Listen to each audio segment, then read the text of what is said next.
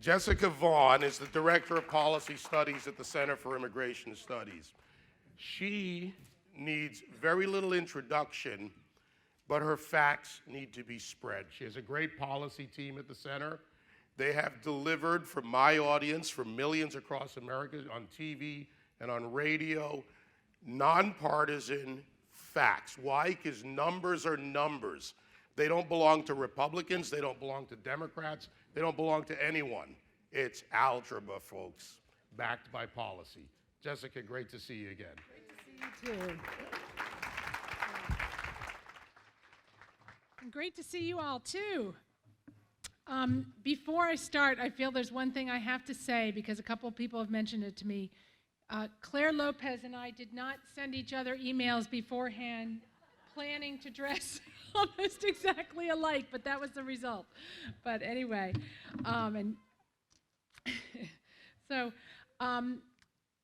thanks for being here. I'm so glad to see so many folks here and meeting some great people. Your program says that I'm going to talk about refugee policy, and that is indeed one of the most important immigration issues on the agenda today. But Joe also asked me to talk about a number of other things as well. So refugees will be a part of my remarks here. And I also want to get through some things really quickly so we can have some questions and answers as well. For those of you who've never encountered us before, I'm with the Center for Immigration Studies. We're based in Washington, D.C. We're a research organization that is dedicated to giving policymakers, opinion leaders, and the public the facts and information needed to have immigration policies that serve primarily our national interest rather than special interests or individual interests. And our research focuses on the impacts of immigration on American society, on job opportunities, on the cost of services, on public safety, and on the quality of life in our communities. And since I might forget to say it later, we're at www.cis.org, where all of our work is available, and we hope you'll make use of it, because I know the key to the success of Tea Party activism is, first of all, educating yourselves and others on the facts. So nowadays, we don't have an immigration policy that serves our interests very well. It's not serving the citizens well. It's not serving our country well. It is serving the interests of other countries in many ways. It's serving the interests very well of people who want to come here and live in our country. And it's serving those business interests that want to bypass American workers and avoid paying decent wages and serve their own interests. And it's also serving the many interest groups that have been so successful in convincing the Obama administration, and also, in fact, to a pretty large degree, convincing congressional leadership to do certain things to fuel our continued mass immigration programs that we have. That's why this election is so important. This is the first time immigration has really been one of the top issues that we're discussing, and that is so healthy because it is about time that we had a really healthy discussion about our immigration policy and whether or not it's serving us. So where are we? Right now, we have record levels of immigration. 42.4 million people living here in our country today are immigrants. 1 out of 8 people living in our country is an immigrant. And we cherish our tradition of immigration, of course. That should go without saying. I don't know why we always feel like we have to say that before we start talking about our immigration policy. But the number of immigrants today has doubled since 1980. So we're at a truly historic period. Each year we take in 1 million legal immigrants. We're taking in nowadays about 600,000 guest workers a year, new guest workers each year, and about 500,000 illegal immigrants are being allowed to settle here each year. That we have the most generous legal immigration system in the world. We've taken in 70% of all the refugees who've been resettled, who've been displaced people who've been resettled by the UN since the Obama administration took office. But we've brought new workers. Our economy is not creating enough jobs for all of the people who want to live here. You hear a lot of talk about the great unemployment rate of 5% now. But that just counts people who were actually looking for a job in the last 4 weeks. In addition to the 7 million unemployed Americans today, we have 48 million people between the ages of 16 and 65 who have dropped out of the labor market. So that's a total of 55 million Americans. This is native-born Americans who are without jobs. And that number has grown by 6 million Americans without jobs. That number has grown 6 million under the Obama administration. So in the midst of this, the president is telling us we need to take in more refugees. We need to take in more people from Central America. We need to let more Cubans come here and settle. More foreign students need to be able to work here. You need to let me issue more green cards. I'm going to give out more work permits. There's no wonder there's a huge surge again at the southern border of people coming in, because people know if they get here, they'll be allowed to stay, that the president wants more immigration. And very few of the people who have been arriving are actually prepared to be self-sufficient in our country. And again, this is nothing, no moral failing on the part of immigrants. Doesn't mean they're bad people. It's not a reason to be hostile to them as people. There are other people. They're not that much different than the immigrants like my grandparents who came here. But our country is different, our economy is different, and we're simply not able to handle the influx in these numbers. Half of all immigrant-headed households are using welfare programs. And then there are the public safety and security implications as well. There are 900,000 immigrants arrested in our country every year for crimes other than being here illegally. And only about 10% of them are being deported. So we have more than 1 million immigrants who have committed crimes here but are still allowed to stay here because of the Obama administration's policies not to enforce immigration law.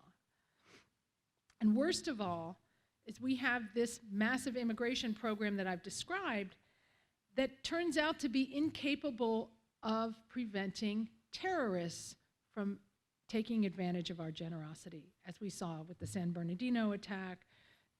The Obama administration's lost track of something like 58,000 foreign students, and human traffickers are using our legal immigration program. So it's in bad shape. And the refugee program, of course, is particularly susceptible to being exploited by people who are coming here to harm Americans.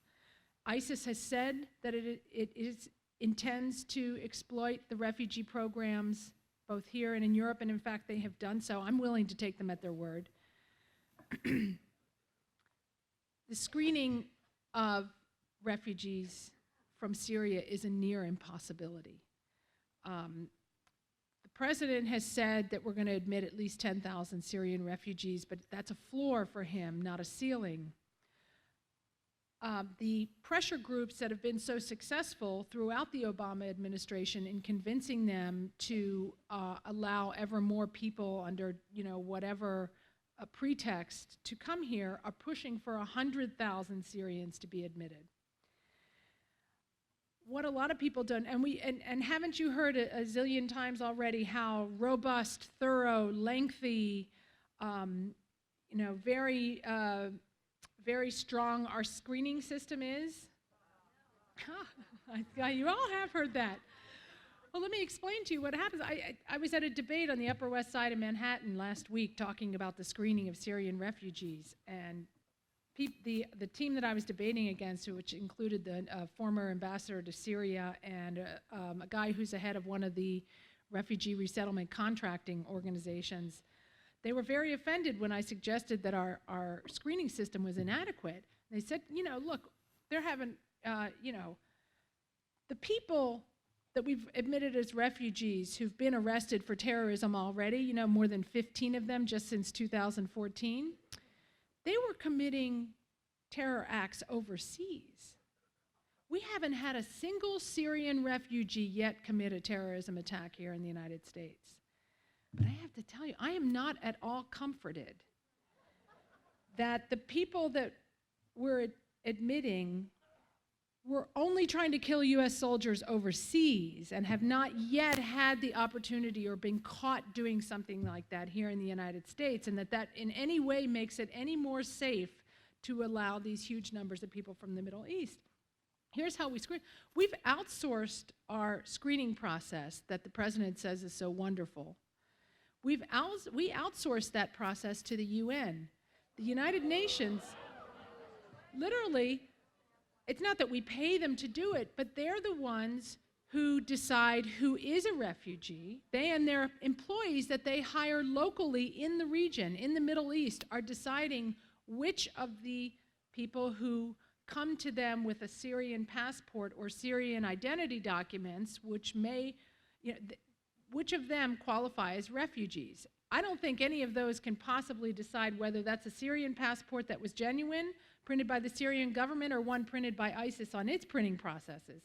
But they are the ones who select. They do the first interviews, and it's only after they pick people that we interview people to check them against databases that have nothing to check against, as FBI Director Jim Comey has told Congress, and I can see a lot of people have heard that as well. No ability to know who these people are. And that's what, and the cost also, I'm going to go to questions and answers in a minute, but I just want to say many of us feel moved by the images of what's happened in Syria and what Syrians are struggling with every day. But there is a cost to bringing refugees here to the United States. It costs $64,000 per refugee over a 5-year period because they instantly get access to welfare services that they need, education, housing assistance, language, job training, and so on. That is 12 times the cost of what it is to help an individual refugee in the region. So I think we have to ask ourselves as Americans, which is the better solution? Are we going to pluck one Syrian? Are we going to maybe help pluck 10,000 Syrians out of Syria and let them come here? Or are we going to help 12 times the number of people that could be helped with those very same dollars by supporting assistance efforts in the region? That's the responsible solution, is to help as many people as possible by using our dollars as efficiently as possible. So that's why, in the meantime, Senator Kerry has decided that we're going to take in more Central American refugees as well. But think about this. Before we go to Q&A, I just want to say one more thing. Think about our immigration policy and the issues that are in the front burner, and make sure, this is our chance, this presidential election, to finally elect a president who will put the national interest first when considering immigration policy. And it's vital that you folks and the news media and our fellow voters consider our immigration stances of the candidates and hold them accountable to that. And think about it when you're deciding whom to vote for. So let me stop right there, and I'm happy to take any questions that you might have. All right, so we've only got a few minutes with Jessica, about 10 minutes. If you'll do me a favor, raise your hand. I'll start working my way out. You have to stand up. Just do us a favor, get right to your question so we can give people a chance to get one of the best. So first, and let's have a name at least. Roseanne Sinatra. Do people realize that the churches are complicit with this resettlement program? Thank you. Not enough people realize that. The question was, do people realize that the churches are complicit in this resettlement? They are driving this resettlement. And I'm using the term church very, very loosely because, in fact, the way they behave, they are really contractors to the federal government, and that means us taxpayers. we are paying for these resettlement programs. They get paid by the number of refugees they resettle. They don't really have, they're supposed to consult with state and local governments, but they don't. Really what they do is they meet every week, pick where refugees are going to go, and then they place them in those areas. And state and local governments are left holding the tab and dealing with the consequences. And this is one area where there needs to be some more pockets of resistance, as Ann Corcoran said. South Carolina has been a leader in that, and I hope you folks will keep it up. Thanks for asking that. All right, here we are over here. Jessica, go ahead. Okay. Mairead Sullivan. There have been refugees coming here for many, many, many years, and churches helping them, and there are refugee camps all around the world, and these refugees have to wait years to come here. How is it that this particular group is leapfrogging over all of these others that have waited for years? How are they justifying that? That's a good question. There is a long wait, but this conflict in Syria has been going on for some years now. And we do hear that it takes 18 to 24 months for, that the screening process takes that long. Most of that time is not spent investigating someone's background to see whether, it's safe to let them into the United States. That time is simply spent waiting to be processed. And so some of these cases have been in the pipeline for some time. But I tell you, the advocacy groups, they're sending people, it's a huge campaign now to try to get Americans to accept this idea of bringing in more people from Syria. The people they're sending out to talk to groups I've seen, are doctors, business people. Educated Syrians left a long time ago and didn't necessarily come as refugees. The ones that the president is talking about bringing tens of thousands more of are the poorest of the poor who are still in Syria that the UN is selecting for us to resettle. And it does take time to get them processed, but that time is not necessarily spent investigating because we have no one to investigate them. There's no one to ask any questions of, no way we can even know if they're Syrian. So. All right, Jessica, I'm over here. I keep switching sides on you just That's to keep okay. it interesting. Jessica, my name's Beverly Lung. I'm a former resident of McAllen, Texas. Last summer there was a surge. However, there was a greater surge in October and November of this past year in the McAllen area. I read now, and a lot of them are from Central America. I read this past week, did I not, that Obama is now turning it over to the United Nations to screen these children from Guatemala, Honduras, and El Salvador and screen them to then transport them to the United States at our cost versus the parents paying coyotes to smuggle them through Mexico. Something wrong with this, big time. Thank you. Yeah, you read right. Your explanation of that is correct. The Secretary of State, John Kerry, announced the other day that we are going to be expanding refugee admissions from Central America. And yes, most of you know about the border surge that has continued. It really has not stopped. It started 2011, 2012 is when the numbers started to go up. Hit a peak in 2014, 2015 was not as high, still the second highest year on record. And in just the last 3 months, more than 17,000 unaccompanied kids and families have come in across the southern border.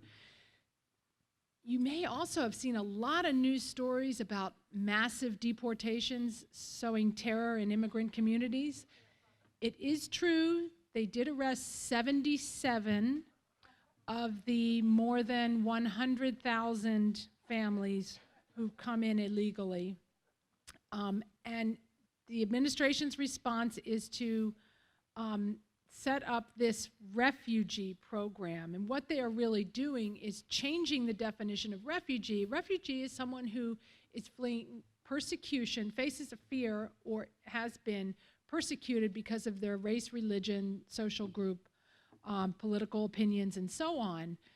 The administration is redefining refugee to mean people who are fleeing generalized crime, basically, in their home country. There is no legal way for these folks to be admitted to the United States under the president's authority, so he is changing the rules to accommodate folks. With the one hand, he's still doing catch and release at the border, and now to make it look like he's providing a legal alternative. Some are coming in as refugees, but that is a lot more expensive. That's an added bonus for the refugees, is they qualify for all these grants that the law provides for, which is instant access to welfare programs, housing, all the things I said before, job training, daycare, you name it. And it becomes a permanent obligation for the communities in which they settle. Our research has found that, well, actually the government data has found, which we simply reported, finds that refugees, because they are destitute, are dependent on services for many years to come. All right, back here in the room. And folks, I know a lot of you want to ask questions. There's a lot to cover. Jessica's going to be around all day. I'll get 2 more questions, then we'll go to James O'Keefe. Go ahead. Jessica Mark Friedman, question for you. I don't know if it's a fair comparison or not, but what's happening in Europe, with what's happening in Europe, and specifically in Cologne, some of the cities in Germany, with crime, mass rape, you think that possibly, conceivably, could be a prelude of what could happen here in the U.S.? Thank you. It's the same pool of people who are coming, that the president is planning to resettle. And again, we have already had more than 15 instances of people who came in as refugees or are the children of refugees who committed acts of terror against the United States. I don't have the comparable figures for general crime, but it's the same group of people that we're talking about. And I have observed that with respect to the admission of the Central Americans who are coming, there has been a noticeable uptick in gang activity. In fact, violent crime associated with some of the street gangs whose membership is made up of teenagers who come from El Salvador, Honduras, and Guatemala. That is a real phenomenon that is of great concern to me. I certainly have seen a number of instances, and I know law enforcement agencies are extremely concerned about this phenomenon being described as a migration of children, when in fact most of them are male teenagers who are not screened, whose gang ties are often overlooked, and unfortunately that's playing out violently in some of the areas where they've been resettled now. Okay, let's do 2 quick ones, and Jessica, 2 quick answers. Annie, go ahead. What can communities do when they find out that these refugees are going to be put in their community? Is there any recourse?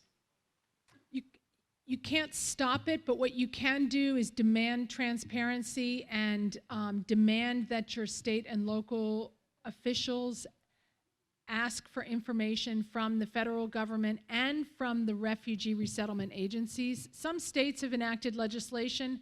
It has to be indirect. There's no way to stop it, but I believe that the more you force them to give you information on how many people are coming, what it's going to cost, what services are going to have to be provided, and all of that, very quickly they start to look for other places to resettle people. Okay, 1 more. Who's going to do it? We do everything together. Well, this isn't the Brady Bunch, so you still are going to have to ask the question. One of you, go ahead.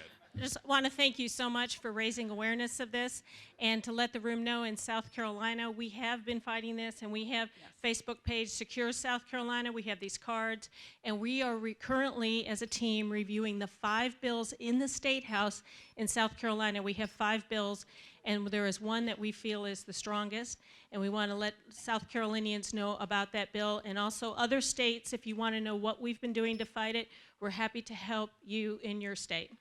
The bill that we are working with would restrict funding from the state to pay for any of these expenses. So it's cutting off the funding on the state level. All right, thank you. Thank you.